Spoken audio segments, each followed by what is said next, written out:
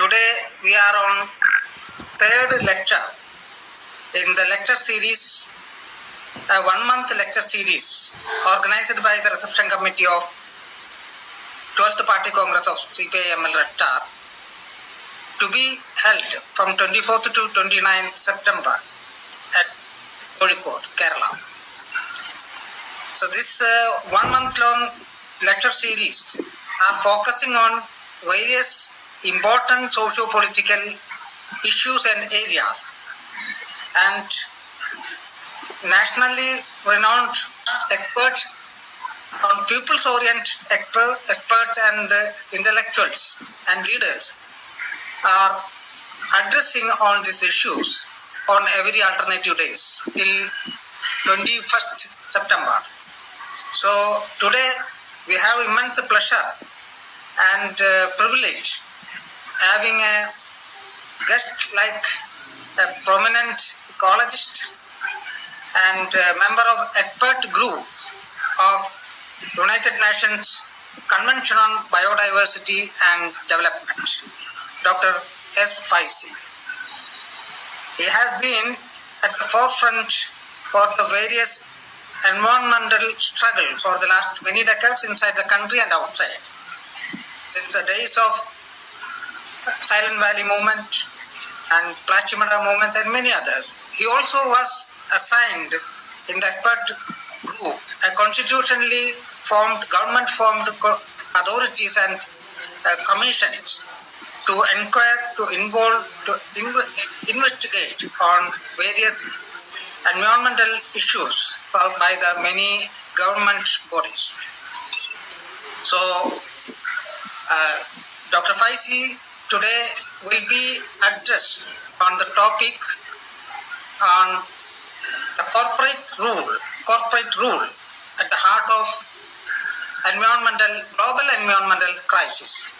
So he will be delivering on this important issues, and after his speech, the audience can send their potential questions. For that, he will be explaining further. So let us start his speech. Dr. Faizi, we warmly welcome for this lecture series, and we thank you for your time. Please start your lecture. Thank you.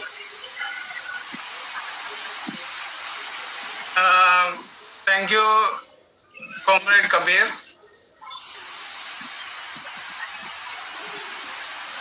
Hello.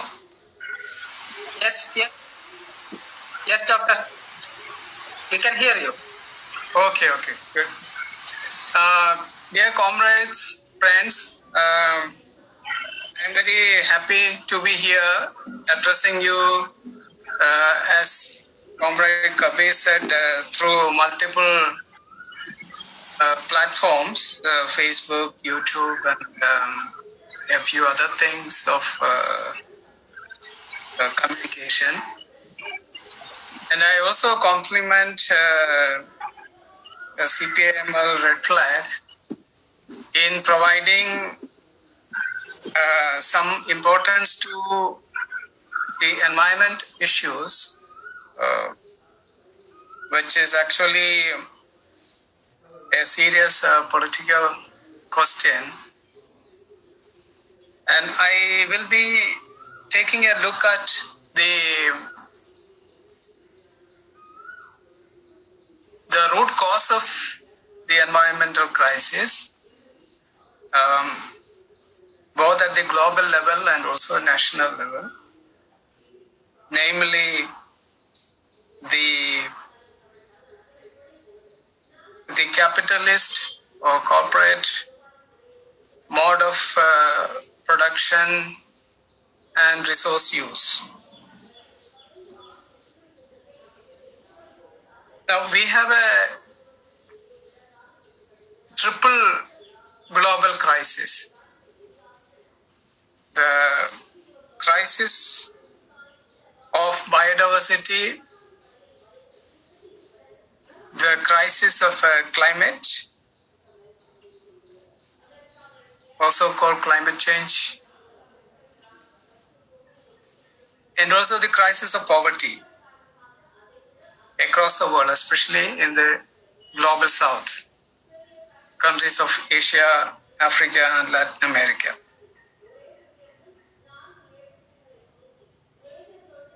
At the root of poverty, at the root of biodiversity loss, also at the root of the climate crisis, we have one thing in common: the absence of justice, the glaring absence of justice.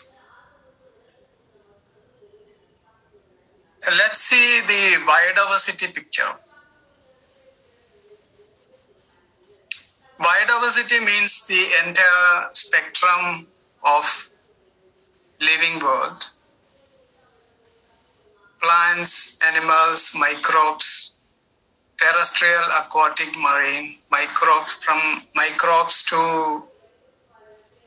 the giant mammals are now called biodiversity. And they number in species 1.75 million. That is what is known to science as of now, and probably far more are there to be investigated and recorded. And there is a serious erosion of both the number of species and also the coverage of the species around its geographical range in different countries. And this is happening primarily due to the unsustainable patterns of development. On the one hand, your massive corporate-driven developments like destruction of forests for cattle ranching, or building massive dams, mining operations, building railway lines and so on, without regard to environmental concerns. And more often than not, these projects are designed to benefit the corporate world and not the population at large. And on the other hand, this is one side of the story only. On the other hand, we have a conservation doctrine that is based on the principles of exclusion and regimental governmental control. Exclusion of the people who have been the historical custodians of biodiversity. Those very people are left out by design. For example, we have the system of what is called as a protected areas, national parks, sanctuaries, and so on. And this was started with the declaration of the Yellowstone National Park in the US in 1872. And this was supposedly for conservation of the area. And in declaring that area as a national park, they have killed people who have been living there, protecting and sustaining and nurturing the very biodiversity of the area for generations. The Native American people. 300 people were killed and several thousands were displaced from the Yellowstone National Park, and it was taken over by the government or the white government. And these were the very people who have seen or who still see wherever they are left nature, the rivers, the wildlife, the birds, butterflies as part of their own community. And they have been using resources in ways that were completely sustainable. And those very people, the custodians of this biodiversity, natural heritage, were thrown out in order to create national park, the so-called national park. And it was this system that was followed, not only in the US, but with their influence, they also propagated this idea of conservation around the world, especially through organizations like IUCN. I also worked for IUCN, the International Union for Conservation of Nature.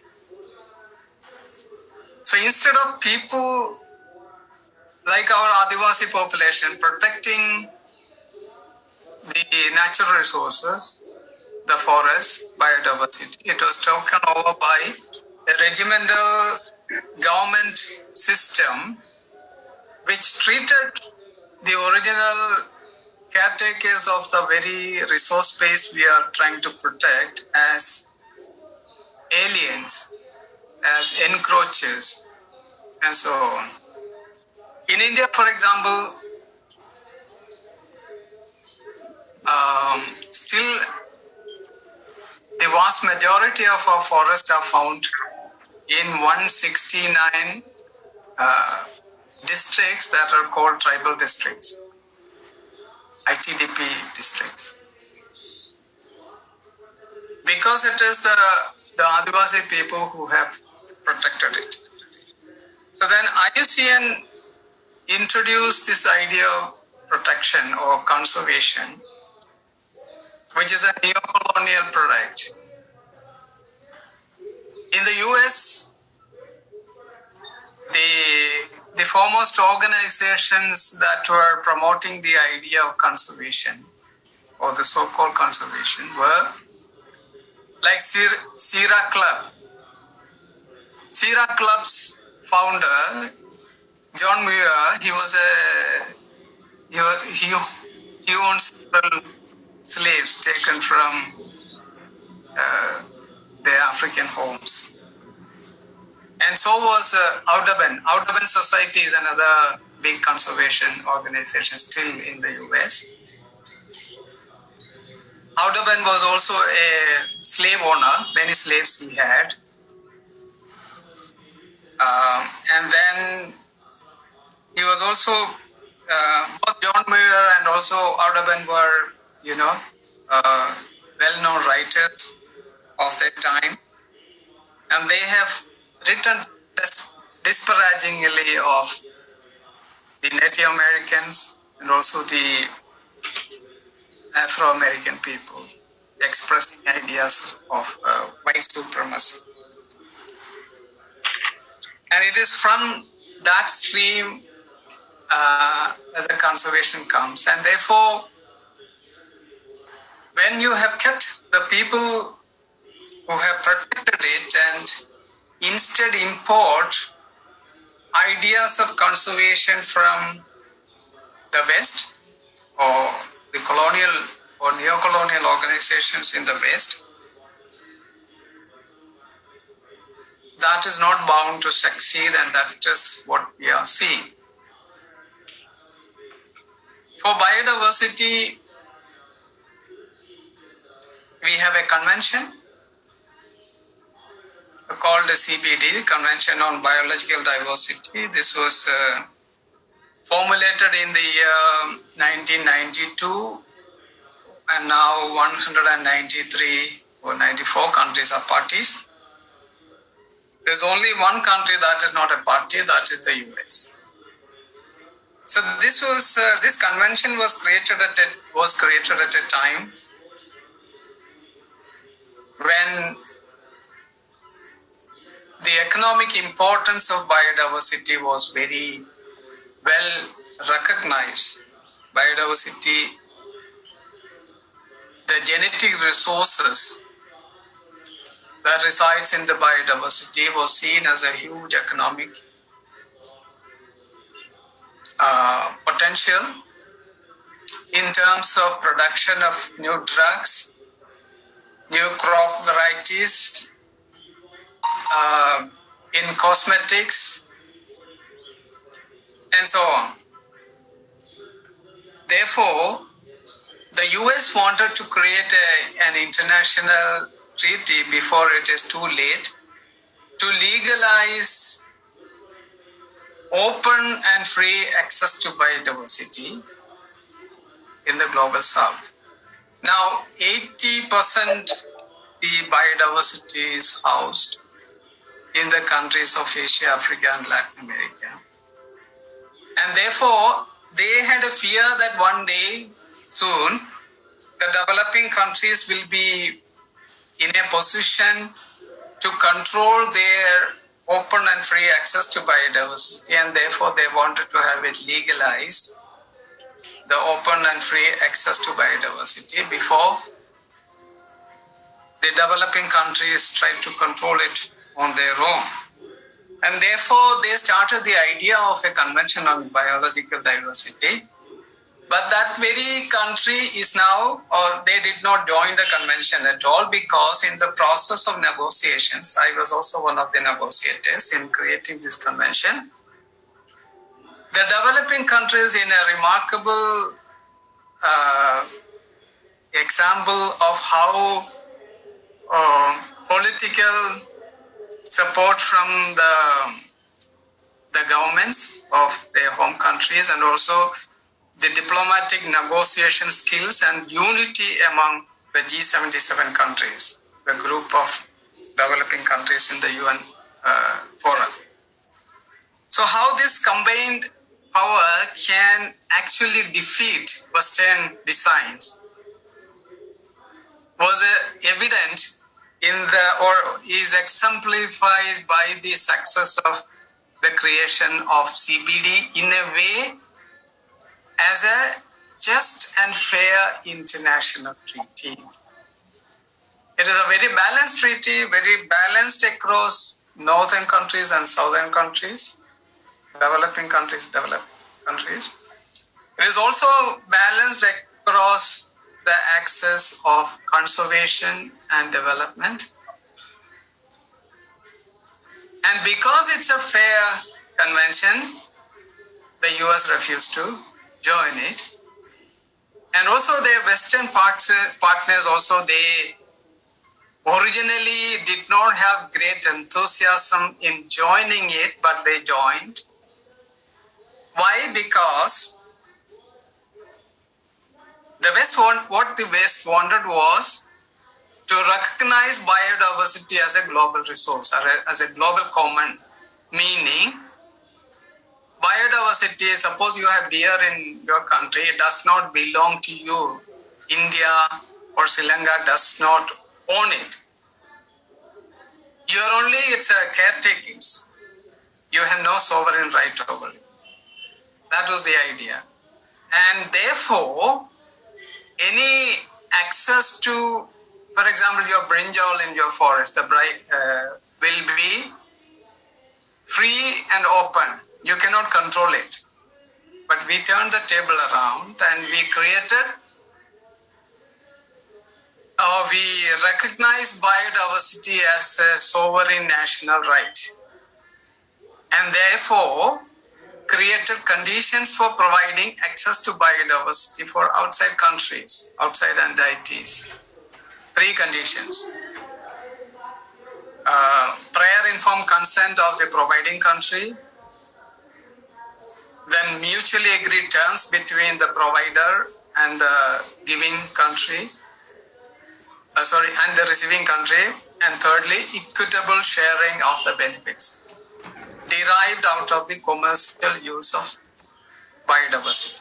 Both biodiversity and the traditional knowledge related to biodiversity. So that was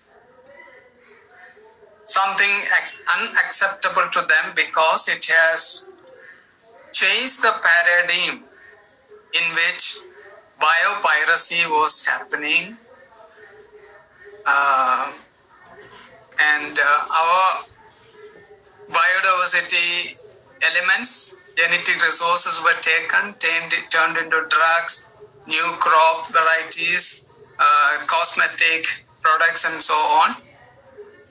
And even if we have to get something back from that, we will have to pay to Western multinational companies. So that is what the CBD has, in principle, legally prevented. It created a new regime for access and benefit sharing. And also because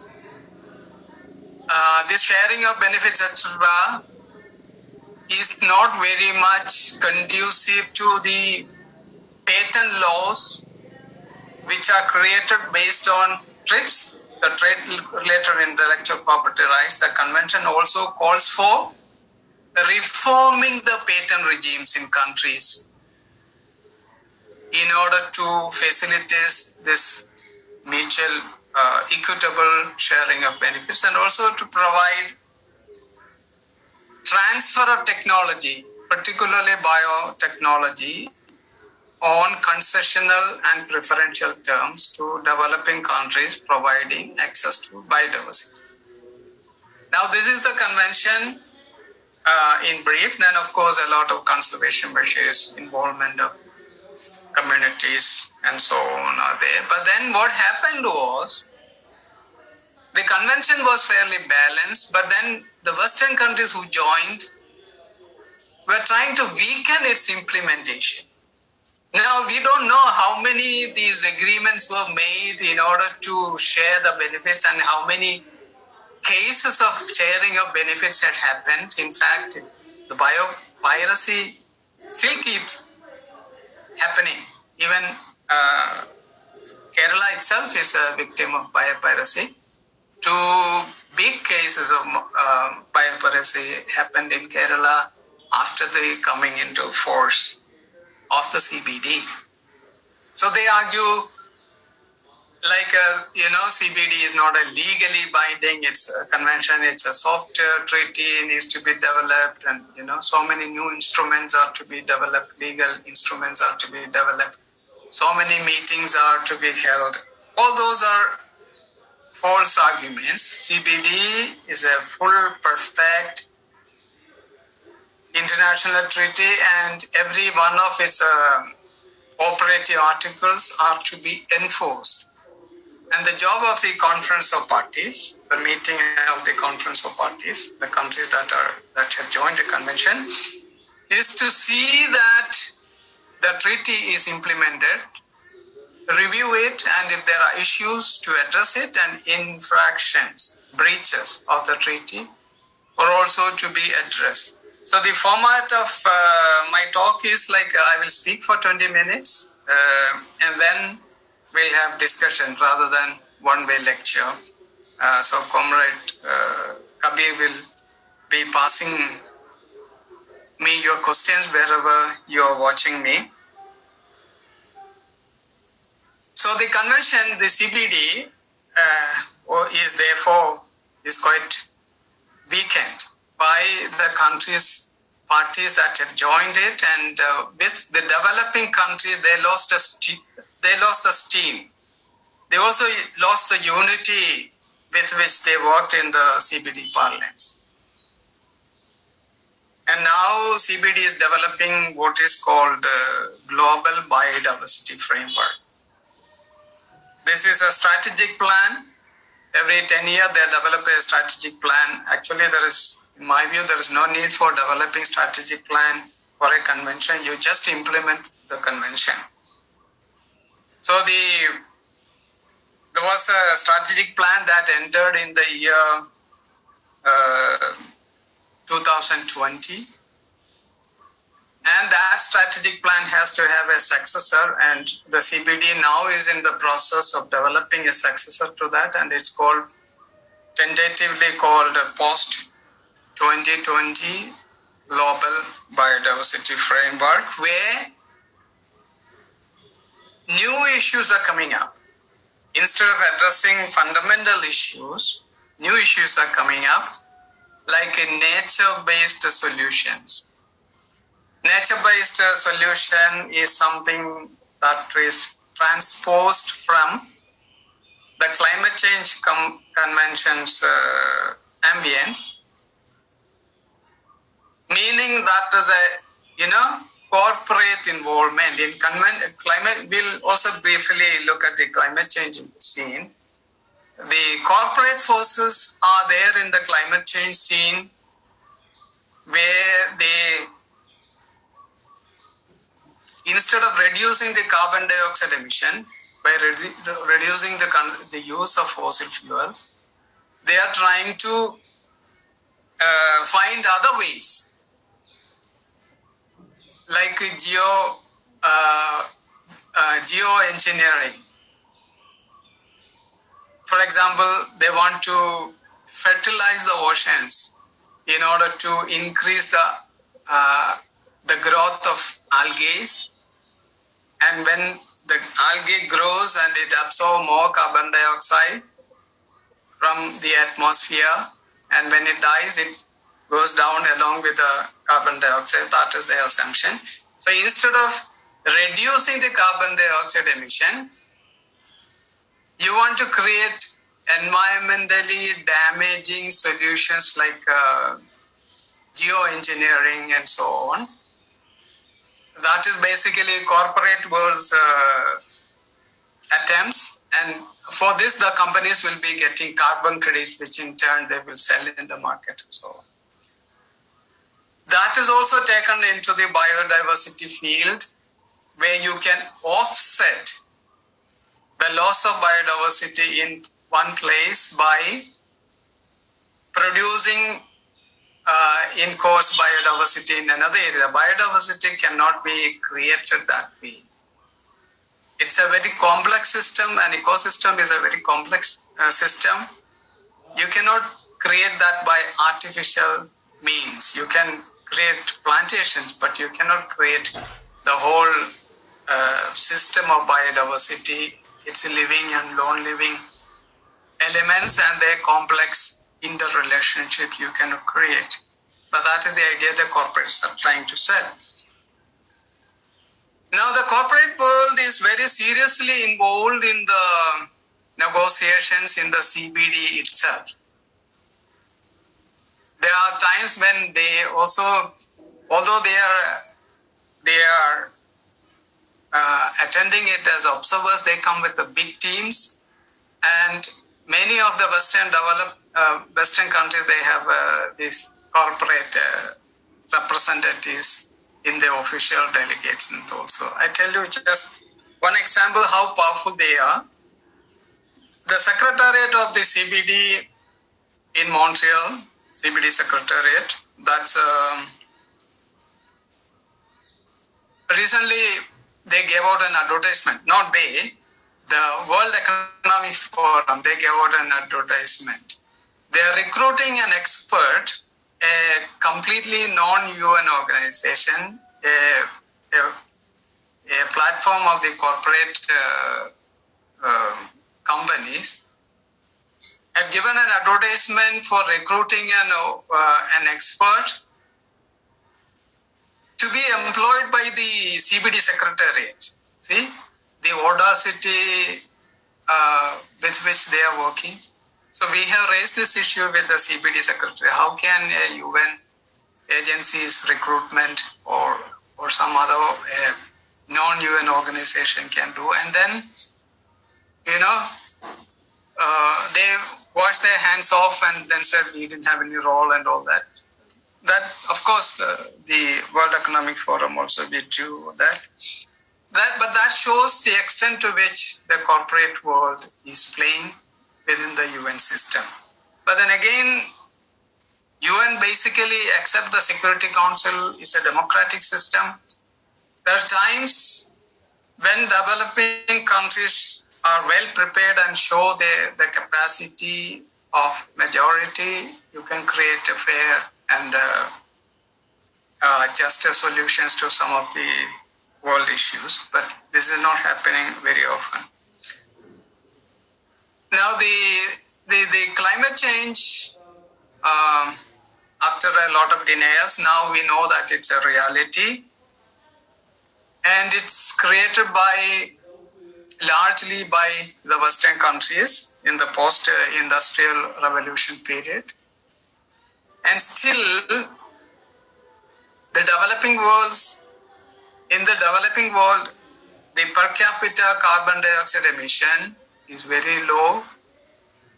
India is one of the countries where in the developing world the carbon dioxide emission is large. But even in India, our per capita carbon emission is only 1/10 of the per capita carbon dioxide emitted in the US. So US is 10 times higher than us. The US carbon emission is 16 ton carbon dioxide per year per person, whereas in India it is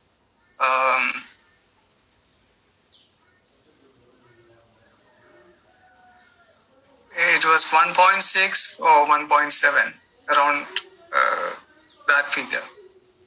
But then when the total carbon emission in India is quite high. But then the per capita obviously is small. But then what's happening is, because of the common but differentiated principle that all countries have responsibility in reducing carbon dioxide, but differential responsibility means that those who have committed more carbon dioxide emission currently and also historically have a greater role in reducing carbon emission. And therefore, India and other developing countries, because of the historical low carbon emission, are allowed a certain kind of allowances in the UN Framework Convention on Climate Change. It's a Kyoto Protocol. But then when it comes to within the country, the benefit of this allowance in carbon dioxide emission is not distributed across the population. Here again, are using it for their own benefits. Or in other words, the rich, maybe 1%, 3%, or 5% of the rich are hiding behind the large mass of Indian people. For example, you compare the carbon emission of an Indian citizen living in Attapadi, Adivasi person, and compare that with somebody living in a 27-floor building in Bombay and emitting carbon dioxide. So that even when we get an allowance in carbon emission because of our relatively underdevelopment, that benefit is honored by the small percent of the rich population, the rich people. So here in the climate change sphere also, although the intention of the UNFCCC, the UN Framework Convention on Climate Change, there also was signed in 1992 at the summit in Rio de Janeiro. It also has nothing has happened in terms of reducing the carbon dioxide emission, or nothing significant has happened until the year 2000 and even beyond. And therefore, the carbon dioxide emission according to the UNFCCC was not mandatory. But then the Kyoto Protocol was created, which made carbon dioxide emission reduction mandatory by Annex 1 countries, the industrialized, developed countries, and set quotas for carbon dioxide emission reduction. But then again, it also created a mechanism within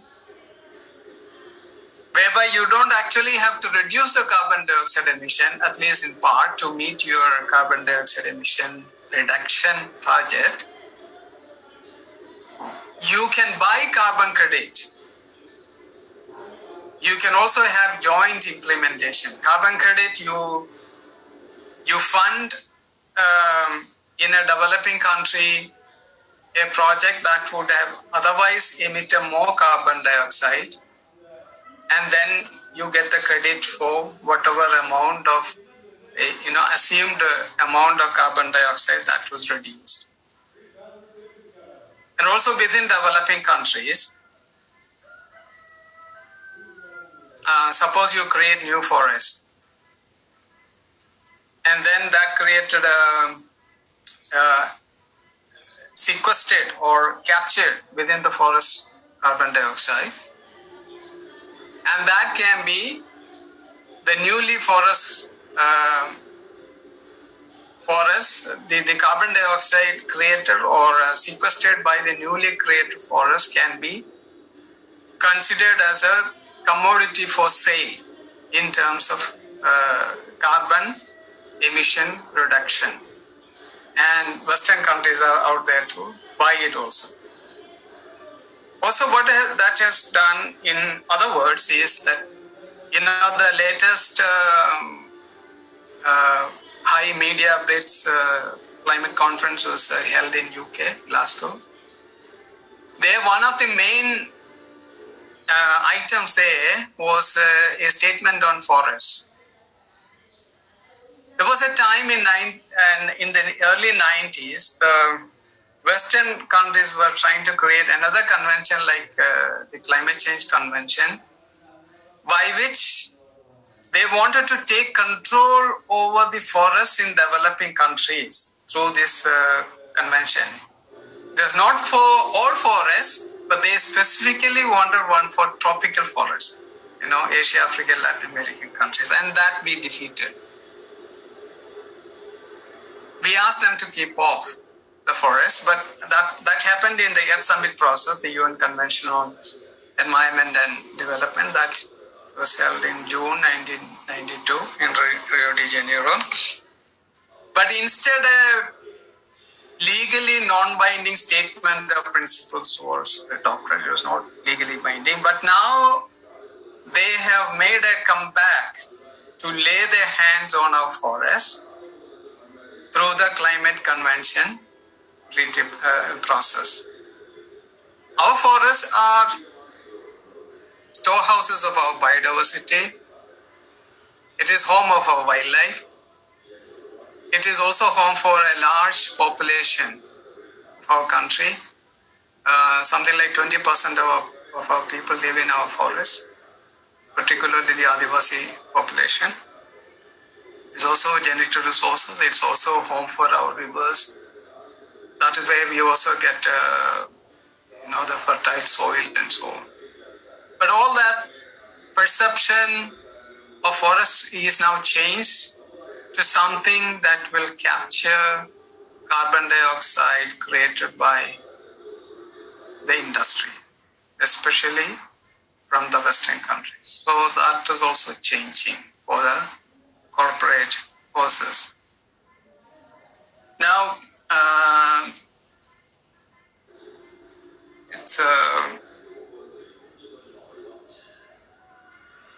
I think I will wind up now and then open for questions or discussions. But I just also wanted to underline that the global environment movement was largely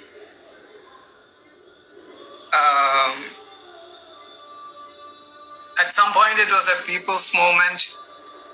Although there was this colonial or neo-colonial forces on the one hand, and within the country, we also have the feudal romanticism also playing and into appearing itself as something environmentally labeled. It is also quite progressive. There were forces of justice, forces of equality within the environmental movement. But then because this movement was also partly shaped by NGOs, and NGOs are always dependent on funding, and mainly because of that, I suppose, they have been co-opted in some ways. So at some point, for example, in the 80s and 90s, the environment movement was very strong. But now, a large part of that environmental movement has been co-opted and rendered weak, both especially at the international level, and more so within the country. Within the country, this, feudal elements, reactionary elements are also trying to find a way, labeling themselves as environmental. And this is also a challenge that, progressive political forces have to recognize and identify with the correct sense of environmentalism. So with that, over to you, Comrade Kabir. You can ask if there are questions. Thank you, Dr. Faizi.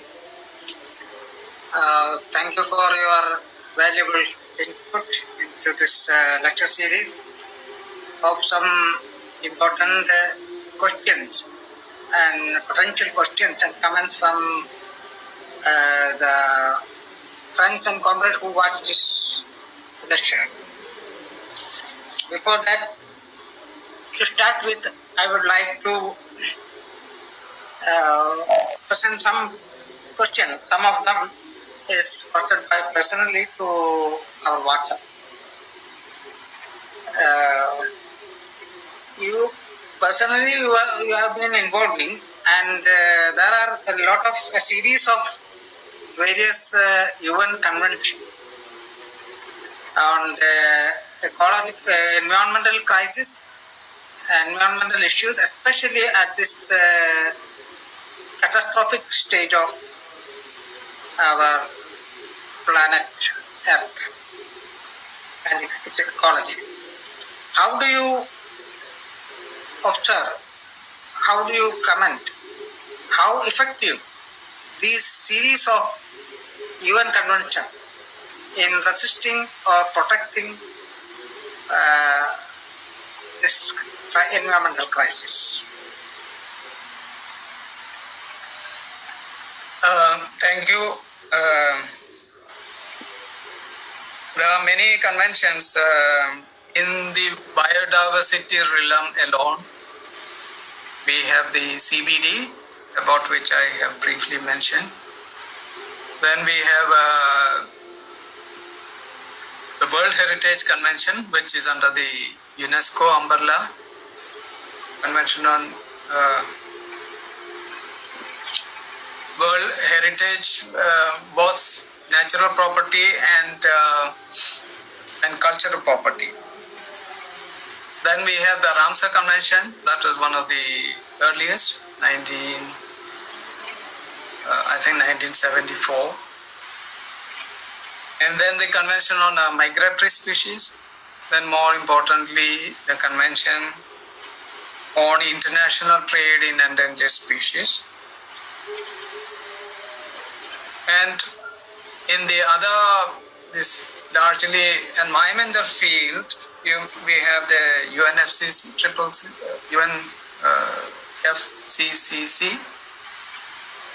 then the Montreal Protocol on ozone depletion, then the Basel Convention on transboundary movement of toxic hazardous substances, and so on. Now, of this, for the effectiveness, I will tell you two examples. The story of CBD I have briefly told. It's a very well formulated convention, but in its implementation, the Western countries have tried more or less successfully and are still trying to weaken its implementation or its enforcement by digressing from the articles contained in the convention. Each one of the operative article is to be implemented. So they are shifting attention from the need for implementing these to other issues, like creating new documents and a huge mail